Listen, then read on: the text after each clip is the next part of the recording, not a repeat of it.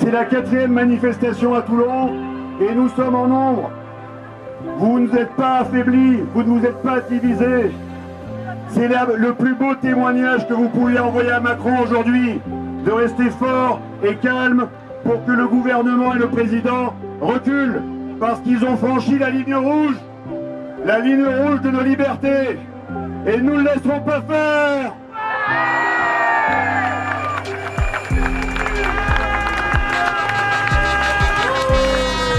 Notre principe quand on se rassemble est de faire agora, refaire agora, c'est-à-dire que tous les citoyens prennent la parole, qu'ils soient gilets jaunes, blouse blanche, robe noire, profession libérale, soignants, médecins, qui que ce soit, des gens qui sont au chômage, des retraités, des jeunes comme des anciens, nous sommes tous une seule et un seul peuple.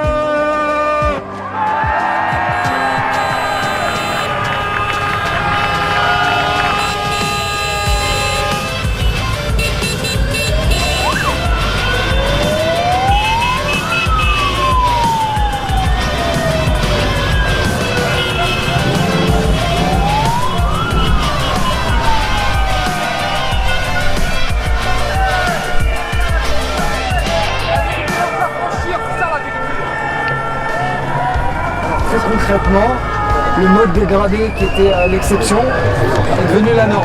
Nous refusons la soumission. Le peuple français est dans la rue. La 4e vague, c'est le Après, dégradé dans le nombre de personnel, il y a très peu d'embauches. Donc les camions sont remplis avec nos confrères volontaires.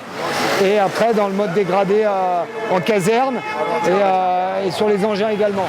Donc le mode dégradé est devenu la norme et ça devient insupportable. Comment vous avez ressenti cette obligation de vous faire vacciner en fait avec l'imposition du pass sanitaire? C'est très violent. C'est très violent. Moi là, je suis là en tant que pompier aujourd'hui. Je suis également père de famille.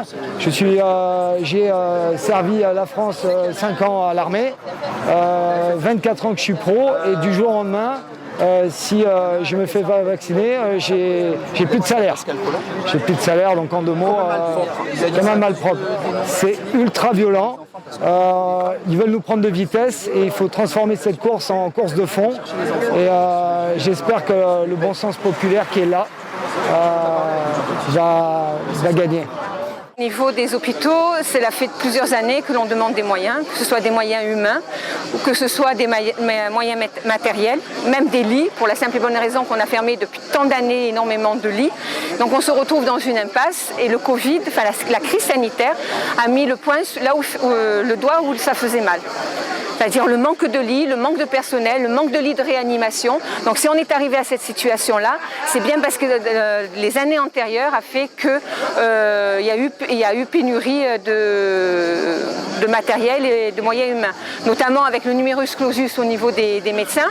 En diminuant le nombre de médecins chaque année, on se retrouve maintenant dans une impasse où il y a de moins en moins de médecins et numerus clausus au niveau des soignants. Donc tout ça a été calculé politiquement depuis des années. On se retrouve à l'heure actuelle dans une impasse. Et en fait, c'est monstrueux les coupes claires qu'il y a eu. Je crois qu'il y a eu 70 000 lits de supprimés en l'espace de 10 ans. Je le fais de mémoire, mais c'est quelque chose, plusieurs dizaines de milliers de lits. 120 000 depuis une trentaine d'années.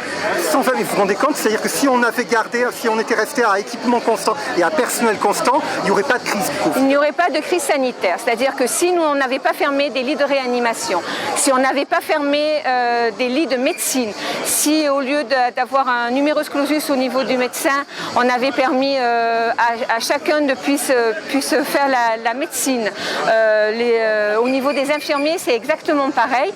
On se retrouverait dans une situation où on aurait le personnel voulu, les lits voulus, et il n'y aurait pas de crise sanitaire. Parce que contrairement à ce que dit M. Macron, nous ne sommes pas en guerre contre un virus. On ne peut pas être en guerre contre un virus. Nous sommes sommes en pleine crise sanitaire. Et en pleine crise sanitaire parce que ça a été une politique sanitaire qui a été voulue depuis des années.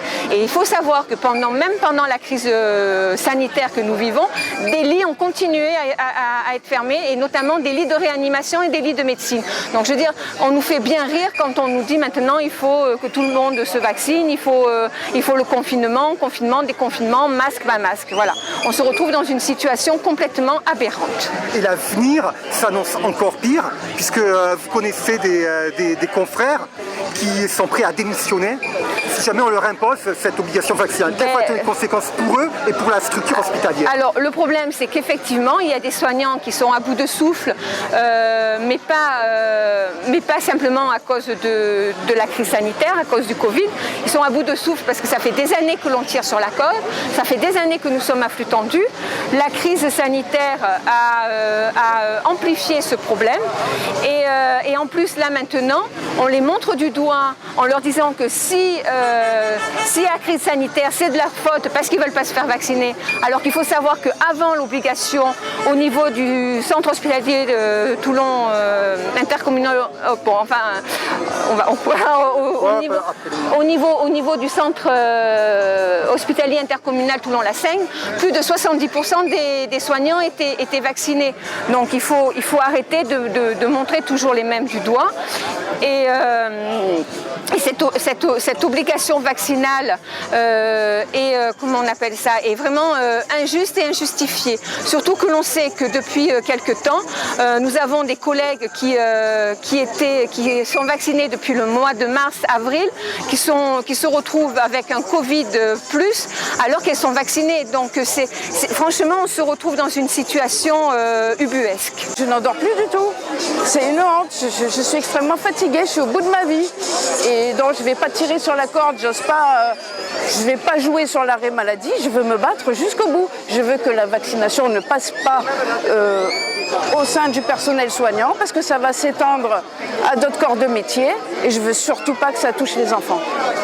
J'aurais voulu que ça bloque au niveau soignant pour éviter de passer à la police, à l'éducation et aux enfants. C'est une honte. Et là, en fait, c'est un point de non-retour, parce qu'une fois qu'ils vous ont inoculé cette substance, oui, c'est terminé. Eh oui, c'est terminé. Moi, ils me l'ont pas inoculé, là, pour le moment. Hein. C'est hors de question, parce que les effets immédiats, bon, il y en a, on est un petit peu sur surveillance. Mais dans 10 ans, qu'est-ce qu'on va développer comme maladie? Donc, c'est hors de question. J'attends. Je ne suis pas contre la vaccination, je suis contre ce vaccin. Et quand il y aura un vaccin qui me conviendra, je le ferai. Donc voilà, là on est en train de priver la liberté des Français, ça s'est jamais vu. Toutes les terrasses des cafés, des villes, des grosses villes, tout est vide. Mais ils disent que non, ils vont filmer juste une terrasse, ils prennent des figurants qui sont bien payés certainement, la tournée ils la payent pas, ils prennent des figurants, ils en mettent 10 là. Regardez tous les gilets jaunes qu'il y a là, il y en a autant là derrière, il y en a dans les arbres et tout, mais ils sont 5. Et ça c'est le serveur, ça c'est un copain, là c'est le cousin, là c'est maman. Mais c'est quoi, ils nous prennent pour des cons. Ça c'est BFM. Hein, pour pas les citer, LCI et CNews, c'est la même. Donc tous ces gens-là nous mentent. Le drame dans tout ça, moi je parle au public, je parle à tout le monde, je parle à mes enfants, mes petits-enfants, à mes parents, mes voisins. Je parle à tous ces gens qui sont complètement abasourdis avec ce qui se passe. Demain, on ne retrouvera pas notre liberté si on n'est pas là. Si on n'est pas dans la rue, ça ne suffira pas d'être dans la rue. Hein. Ça ne suffira pas. Oui, alors la police qui est bien emmerdée avec ça. Je ne sais même pas si la police a le droit de contrôler un pass sanitaire. Est-ce que la police a le droit? Est-ce que moi, si je vais en garde à vue, je dois présenter un pass sanitaire pour aller en garde à vue? Parce que moi, je vais aller en garde à vue. Est-ce que je dois présenter mon pass? Est-ce que si je vais en prison, est-ce que je dois avoir mon pass sanitaire? Non, mais c'est une question simple. Moi, je demande qu'on y réponde. Moi, je suis emmerdé. Si je vais en garde à vue, je peux pas y aller.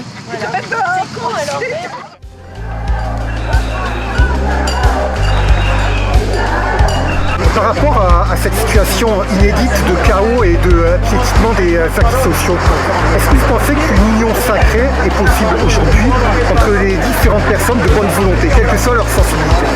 Oui, mais elle est en train de se faire par le bas.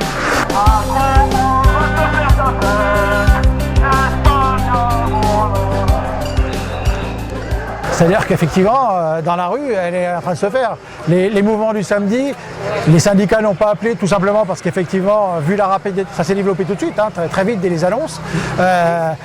C'est pas qu'on était hors jeu, c'est que nous, on met un certain temps à se mettre en route, on a nos instances à réunir, ça. Mais aujourd'hui, effectivement, le fond, on est tous d'accord, c'est qu'il faut le retrait de cette loi, il faut l'abrogation de la loi. Donc, je pense qu'il est en train de se créer par le bas. Ce mouvement, il est déjà là, hein, il est déjà là. C'est d'une certaine manière une nouvelle manière de faire de la politique, d'une certaine manière. Là-bas, c'est beaucoup plus actif qu'avant. C'est-à-dire qu'on n'était pas habitué dans le passé à avoir aussi des lois aussi brutales, aussi rapides, par exemple, puisque là, le Covid sert à l'état d'urgence et donc à forcer. Hein, mais comme d'ailleurs Emmanuel Macron, il y a quelques années en arrière, maintenant c'est pas très vieux, mais il avait fait ce qu'on a fait, la deuxième loi travail, hein, la loi Macron, qui a remis en cause un tas d'acquis dans le code du travail. Il l'a fait passer par ordonnance, il faut s'en souvenir. Hein. Donc aujourd'hui, on est sous des coups très brutaux, où il n'y a pas de débat dans le pays, débat parlementaire, de débat général, ce qui fait que la seule réaction possible, puisque nous, je dis, on est des organisations un peu plus lentes dans nos structures à se réunir, tout ça, c'est la spontanéité maintenant. Et on l'avait vu d'ailleurs avec le mouvement des Gilets jaunes aussi. Hein. On est sorti du champ politique conventionnel, on est en dehors du cadre partisan habituel, il n'y a pas de leader autoproclamé, on essaye de contenir pour l'instant le maximum de débordements. Je pense que ça marche plutôt bien et ça va continuer à se structurer. Ici dans le sud, il y aura des animateurs qui ne seront pas des leaders mais qui seront là que pour animer les cortèges qui se multiplieront parfois quotidiennement et on occupera les lieux publics, les permanences des parlementaires, les mairies, les préfectures, tous les lieux où le pouvoir est soit représenté, soit présent. Et nous, peuple souverain, peuple de France, nous nous battrons jusqu'au dernier moment, jusqu'à ce que ces mesures soient retirées ou ce que le président Macron cède. C'est un face-à-face qui s'engage maintenant. Mais il y en a eu d'autres. Je vais faire un parallèle, c'est un peu ancien, mais le CPE. Ouais. Le CPE, ça a été très large. Effectivement, dans la rue, il y avait des mouvements politiques, des syndicats. Ça a même débordé en fait. Hein. Et en fait, pourquoi il y avait eu autant de monde contre le CPE qui n'ont jamais appliqué finalement? C'est parce que ça touchait la jeunesse à l'époque et une bonne partie de la population avait compris que c'était le droit de la jeunesse à avoir un travail comme tout le monde qui était atteint. Hein, c'était ça le CPE à l'époque, je fais un court résumé, mais voilà. Donc il n'y a pas eu besoin forcément que par en haut, on s'associe. On s'est retrouvés dans la rue. Et côte à côte. Donc c'est pour ça que moi je reprends les manifs samedi. Il y a des camarades de la CGT, il y en a pas mal. Il y en a qui sont effectivement avec le drapeau français, d'autres, peu importe. Ils sont là le samedi contre le pass sanitaire. Et je pense qu'il n'y a que comme ça qu'on va gagner d'ailleurs. Parce qu'après, on va dire les appareils qui se mettraient d'accord entre eux, ça n'a jamais vraiment fonctionné ça. Là je remonte là beaucoup plus loin, mais 68. Ça part des étudiants, et puis après il y a la grève générale. Et c'est pas forcément les mêmes causes qui créent à la fois le mouvement des étudiants et la grève générale, mais tout se rejoint à un moment. Parce que derrière, là c'est la réalité du pays d'ailleurs, il y a un mécontentement très profond dans le pays politique. On l'a vu aux élections régionales. 70% d'abstention, c'est historique, quoi. Donc ça veut dire qu'il y a un sentiment pour la population, dont les salariés font évidemment partie, de ne plus du tout être entendus par ceux qui sont censés les représenter.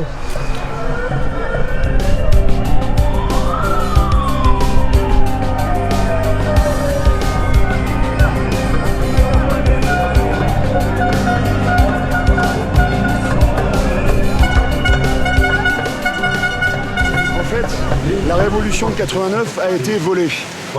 Volée par une France bourgeoise qui voulait en fait installer le capital à la place de Dieu ou de la spiritualité, si vous préférez. Donc ils ont inversé les valeurs.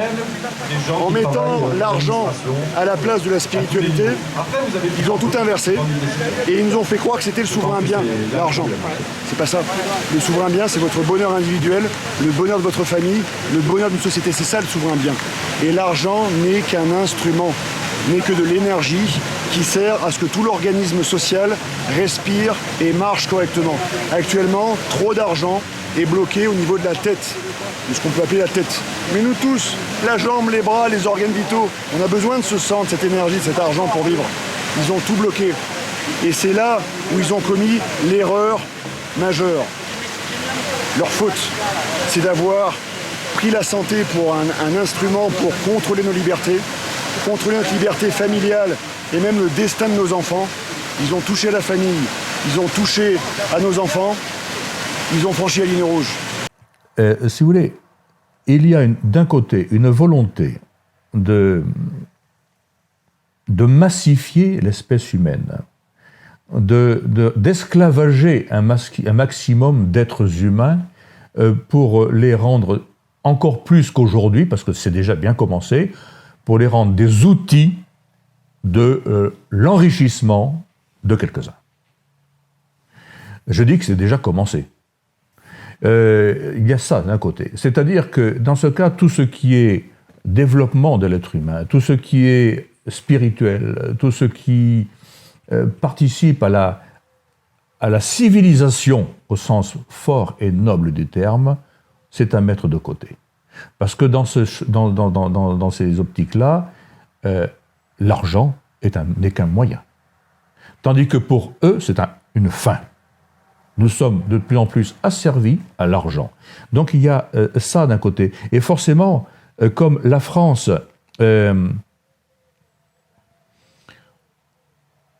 a été et redeviendra, j'en suis persuadé, le champion de la civilisation, le champion de l'épanouissement de la personne humaine, eh bien il faut éradiquer la France. Que vous m'entendez loin?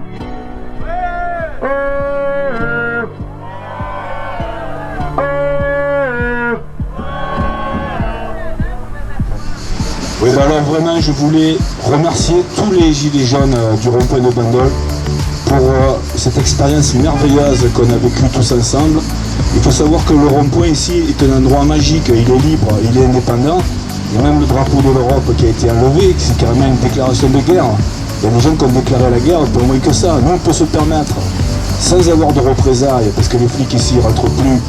La dernière fois, c'était la fête de la musique, ils ont été parqués là-bas dans le truc et ils sont partis là contre des jambes. Non pas parce qu'ils n'avaient pas les moyens, ils auraient pu, mais ils n'ont pas osé. Vous voyez ce que je veux dire? Il ne s'agit pas d'être violent, il s'agit d'être déterminé. La plupart des gens ne savent pas dire non. Mais je vous assure, si vous dites non, si un policier vous demande présentement votre papier, non. Évidemment, si vous êtes seul et qu'ils sont trois, ils vont vous attraper. Si maintenant vous avez des camarades, passez là, et que vous dites non, quand il est venu, il a dit le gars, il faut arrêter la musique, non. On a dit non, simplement, on ne l'a pas insulté, rien, non. Ah donc on va revenir fort. Oser dire non est une forme d'estime de soi. Quand on n'ose pas dire non et qu'on dit toujours oui, oui, oui, mais qu'on n'a pas envie, eh bien on ne s'estime pas, on ne se respecte pas. Donc vraiment, il faut bien comprendre ça.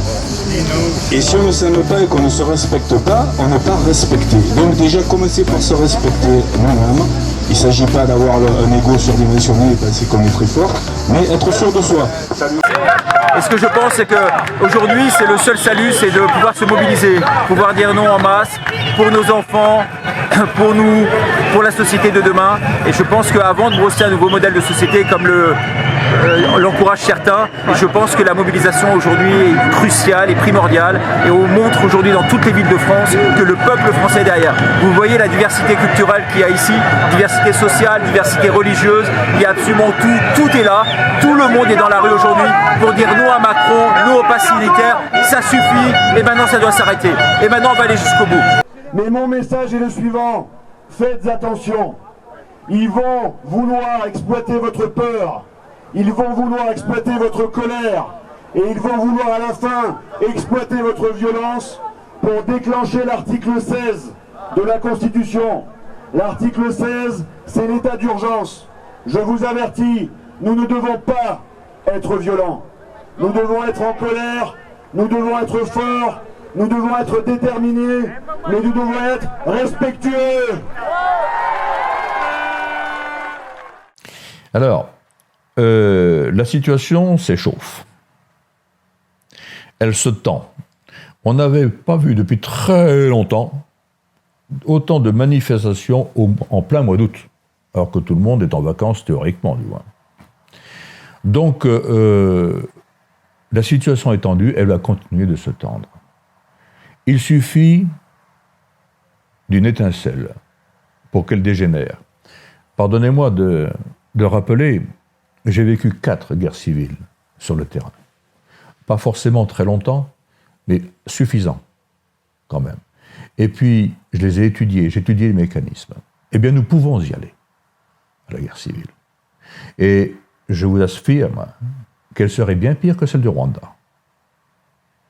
que je connais particulièrement. Elle serait bien pire. Donc, les choses se tendent, la situation se tend. Il faut absolument éviter de donner dans ce système, dans ce panneau. Hein. Il ne faut pas être l'étincelle qui va faire exploser la situation. Il est évident qu'il faut savoir dire, il faut dire ce qui ne va pas. Il faut que le peuple de France se réveille. Après tout, la France n'appartient pas à M. Macron, comme elle n'appartenait pas à M. Sarkozy, à personne. Hein. Le peuple de France doit pouvoir dire ce qu'il veut. Oui, calmement. Sinon, ça va exploser. Et ça, il ne faut pas le parce qu'on ne sait pas du tout. Vous savez, une guerre, qu'elle soit civile ou non, on sait quand elle commence. On sait comment elle commence. On ne sait pas quand elle va se terminer, ni comment elle va se terminer. Moi, j'appelle franchement les Français, les Gaulois réfractaires, à ne pas accepter ce nouvel ordre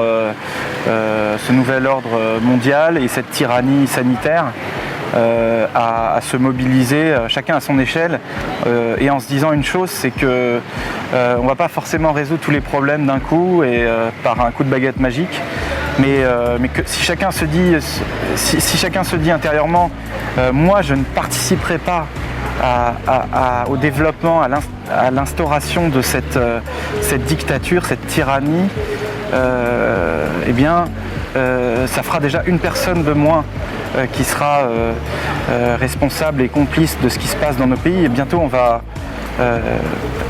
injecter ce pseudo-vaccin, ce produit expérimental à nos enfants. Enfin, c'est quand même fou. Je veux dire, c'est le moment de réagir. Et voilà, moi je suis plein d'espérance parce que je vois autour de moi beaucoup de personnes qui refusent ce qui est en train de se passer, qui refusent ce nouveau modèle de société en fait, de surveillance, de flicage, ce modèle chinois qui est en train de nous être imposé petit à petit. La France pour moi c'est le pays de la liberté et je pense qu'il y a encore pas mal de Français qui sont attachés à ce modèle de société. Donc tout n'est pas perdu et je suis très confiant dans la faculté des Français d'entrer en dissidence, de résister et finalement de triompher et de reprendre le pouvoir. Bon, santé hein. Santé.